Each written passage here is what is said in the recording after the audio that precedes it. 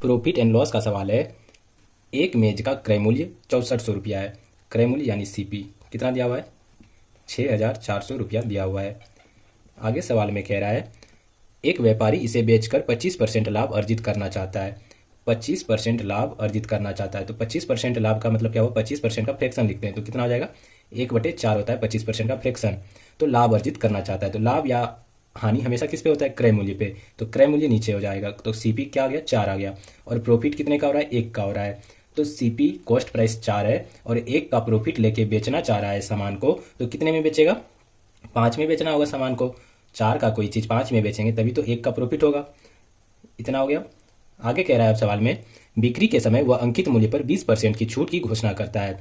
20% छूट की घोषणा कर रहा है तो 20% का फ्रैक्शन क्या होता है? 1/5 होता है।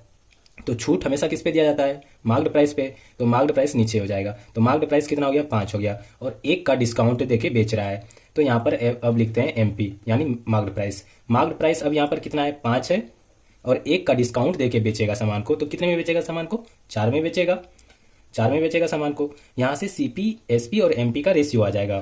कैसे आएगा? यहाँ पे 5 है एसपी, यहाँ पे 4 है, दोनों को सेम करना होगा। तो सेम करने के लिए क्या करना होगा? इसमें 4 से गुना करना होगा, इसमें 5 से गुना करना होगा। यहाँ पर 5 से गुना किया तो यहाँ पर भी 5 से गुना करना होगा और यहाँ पे 4 से गुना किया तो यहाँ पर भी 4 से गुना करना होगा। तो 4 चौके 16 हो गया। कॉस्ट प्राइस कितना आ गया? 16 आ गया। सेलिंग प्राइस कितना आ गया? 20 आ गया। और मार्केट प्राइस कितना आ गया? 25 आ गया।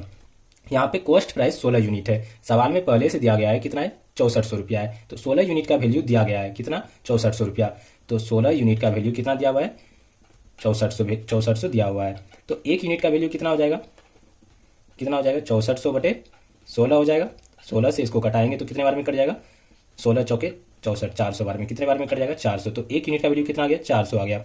सवाल में पूछा क्या गया था? तो अंकित मूल्य कितना है ये पूछा गया था। तो अंकित मूल्य कितना यूनिट है? 25 यूनिट। तो मार्क्ड प्राइस कितना हो जाएगा? 25 यूनिट का वैल्यू निकालना होगा। तो 1 यूनिट का वैल्यू कितना है? 400 है तो 25 यूनिट का वैल्यू कितना हो जाएगा?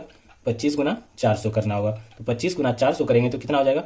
25 चौके 100 हो जाएगा और यहाँ पे 2 जीरो है तो कितना आ गया? 10,000 आ गया। तो मार्क्ड कितना करना होता है? Marked price 10,000। ये हमारा सही आंसर हो जाएगा। ऐसे ही महत्वपूर्ण सवालों के जवाब जानने के लिए हमारे चैनल को सब्सक्राइब जरूर कर लें।